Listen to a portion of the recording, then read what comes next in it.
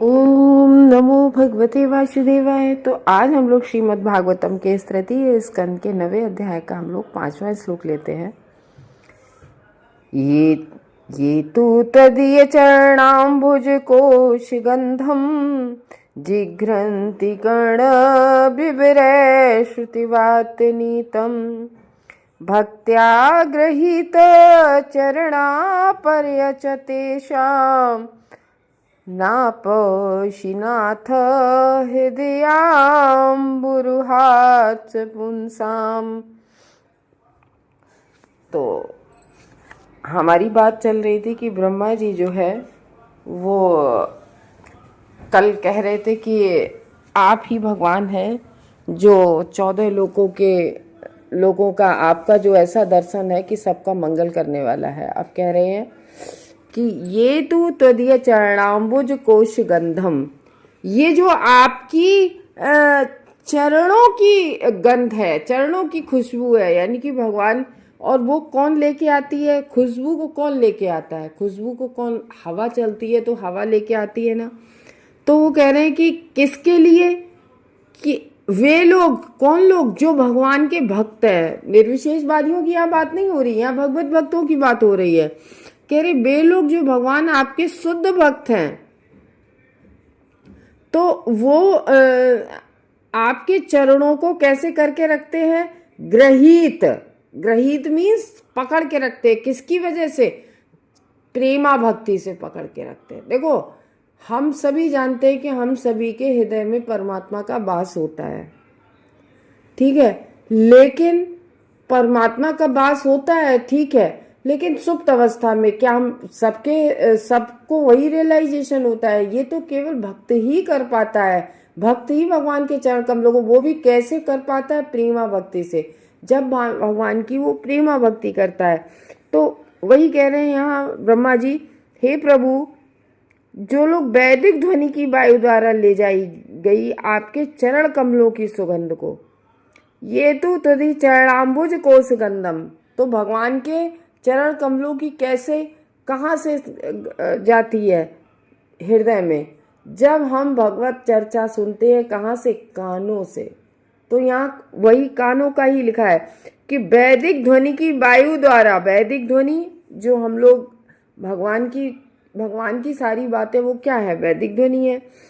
तो वायु द्वारा ले जाएगी आपके चरण कमलों की सुगंध को अपने कानों के द्वारा सूंघते हैं। कितना बढ़िया ये लाइन लिखी है अनुवाद में कि कानों के द्वारा सूंघते हैं। अमूमन हम लोग नाक से सूंघते हैं, लेकिन यहाँ जो भक्तजन होते हैं वो आपके चरणों की सुगंध को कानों से सूंघते हैं। कानों के भी, कान में होते हैं ना 2 छिद्र आसपास, नाक में भी होते हैं 2 छिद्र, लेकिन भक्तजन जो वैदिक ध्वनि होती है वो कहाँ से सूंघते हैं? कानों से सूंघते हैं। क्योंकि जब भी हम भगवत चर्चा सुनते हैं तो कहाँ से सुनते हैं? कानों से होकर हृदय में उतरती है, तब वो हृदय हमारा पवित्र होता है, तब भगवान परमात्मा वहाँ पर निवास करते हैं और वहीं पर फिर उनके चरणों की। देखो, जब हम लोगों ने फर्स्ट कैंटो का फर्स्ट चैप्टर पढ़ा था, तो वहां पर सेकेंड और थर्ड श्लोका इसी पर्पज से थे कि सद्दो हृदय अवरुद्धते, मतलब जब कोई भक्त भगवान का नाम लेता है तो हृदय में अवरुद्ध हो जाते भगवान। वहां भगवान अपनी प्रेम रूपी रस्सी से भगवत चरण को बांध लेते हैं, ग्रहीत कर लेते हैं। वही तो लिखा है, भक्त्या ग्रहीत चरणा। भक्त लोग भगवान के चरणों को प्रेम की रस्सी से बांध लेते हैं। तो अभी यही बात आ रही है तो याद आ गया कि जैसे बच्चा छोटा होता है ना, तो माँ जब किसी काम के लिए जा रही होती है और बच्चा अकेला होता है, बच्चा नहीं चाहता माँ मेरे पास से जाए, तो वो चरण पकड़ लेता है अपनी माँ के कि नहीं माँ प्लीज़ मत जाइए, माँ प्लीज़ मत जाइए। तो या कभी आपने देखा होगा जब बंदर है ना, बंदर होते हैं तो उनकी छोटी छोटी जो बच्चे होते हैं तो वो वहाँ शैतानी करते हैं, तो बंदरिया के बच्चे दूर भागने के लिए, दौड़ने के लिए जाते हैं, तो बंदरिया को देखा है कि एक पैर पकड़ लेती है अपने बच्चे का। लेकिन यहाँ भक्तजन भगवान के दोनों चरणों को ग्रहित कर लेते हैं, पकड़ लेते हैं। कैसे? प्रेम की डोरी से।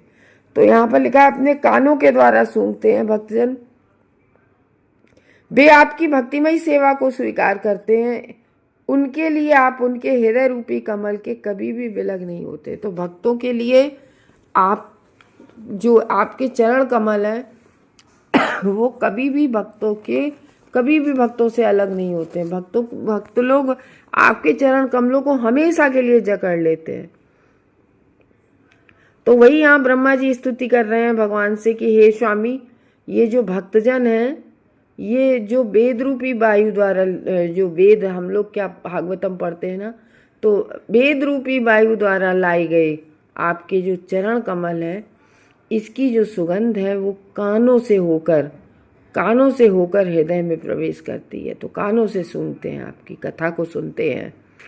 और ऐसा नहीं है, फिर उस कथा को सुनकर क्या करते हैं, नापैसी तदा हृदय, मतलब हृदय में विराजते हैं, उस कथा को सुनते हैं और कैसे पूरे आदर के साथ करते हैं।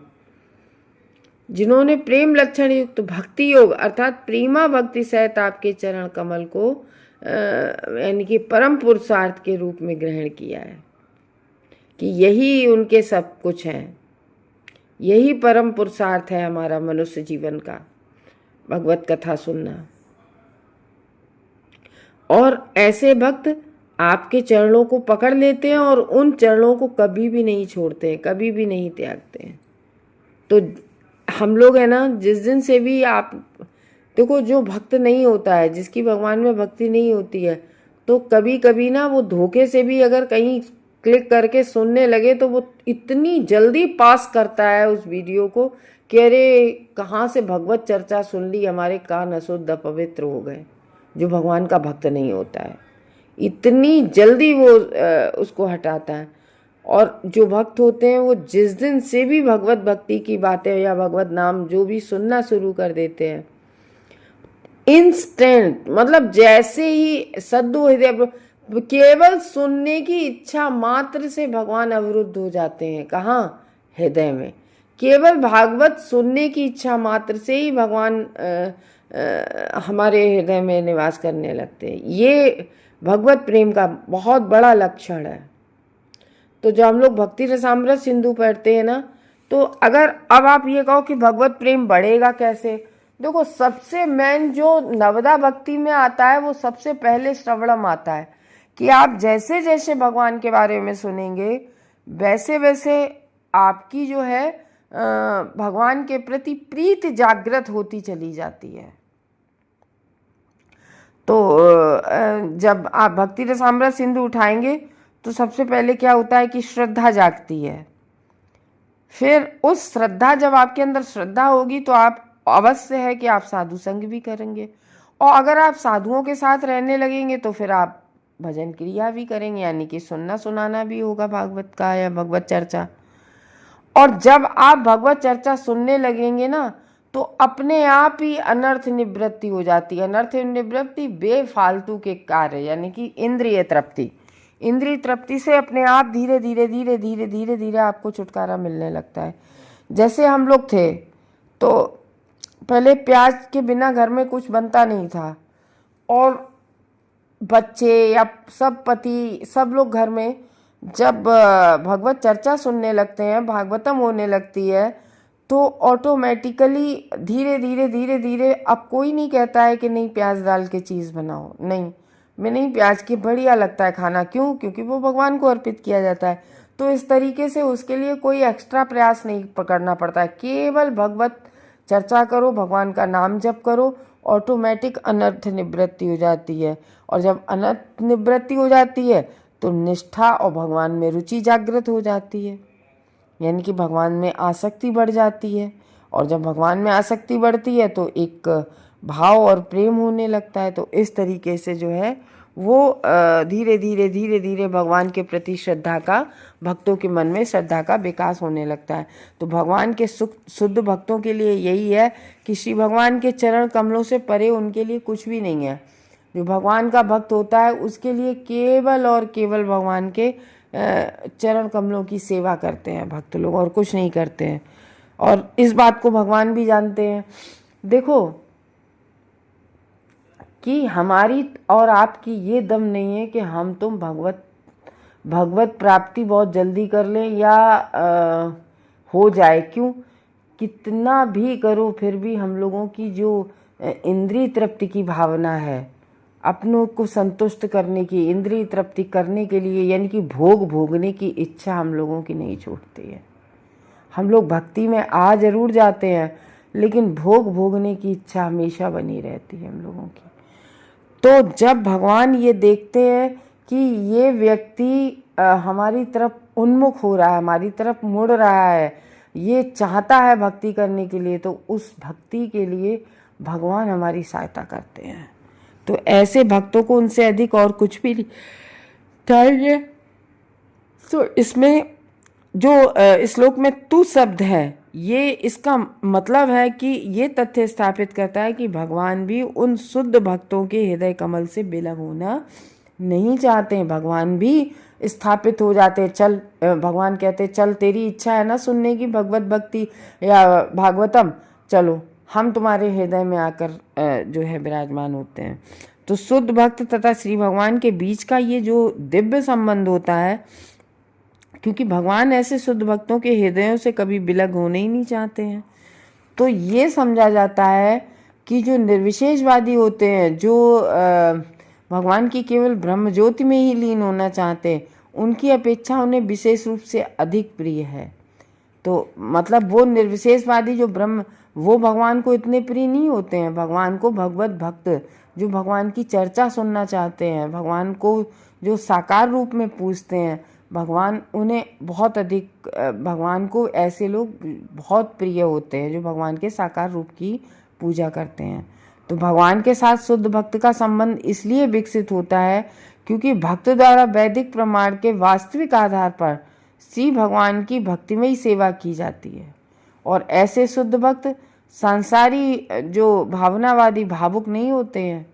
कुछ लोग नहीं केवल भावुक हो जाते हैं, तो भावुक नहीं होते हैं ऐसे कि अपितु वे वस्तुतः यथार्थवादी होते हैं, यथार्थ में भगवान की सेवा करते हैं।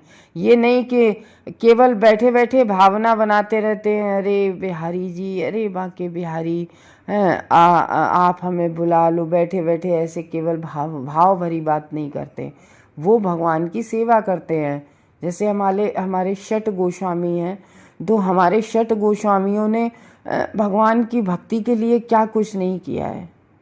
केवल एक लंगोट पहने और भगवान जाने फिर भगवान के ऊपर कितना कुछ उन्होंने लिख डाला। तो ये है। और कितनी अपनी मतलब इंद्रियां कंट्रोल उनकी थी।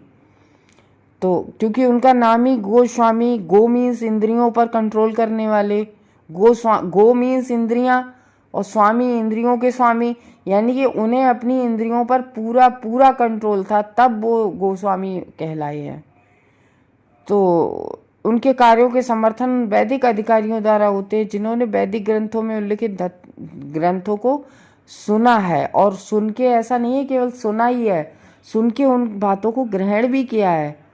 तो इस तरीके से जो पर्या शब्द है इसका है कि परा भक्ति, यानी कि ईश्वर का स्वतः स्फूर्त प्रेम जागृत हो जाता है और भगवान जी से घनिष्ठ संबंध का आधार होता है। तो भगवान के साथ जब ये भक्त का संबंध हो जाता है, इसकी चरम अवस्था प्रामाणिक सूत्रों यानी कि भगवत गीता और श्रीमद् भागवतम में श्री भगवान उनके नाम, गुण, रूप इत्यादि के विषय में भगवान के विशुद्ध भक्तों के मुखारविंद से सुनकर प्राप्त की जा सकती है।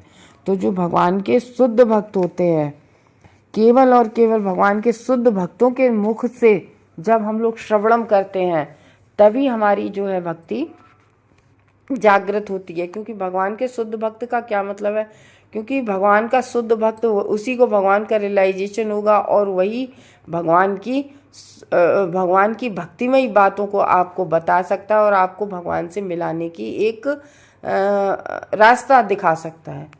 तो हरे कृष्णा भक्तों।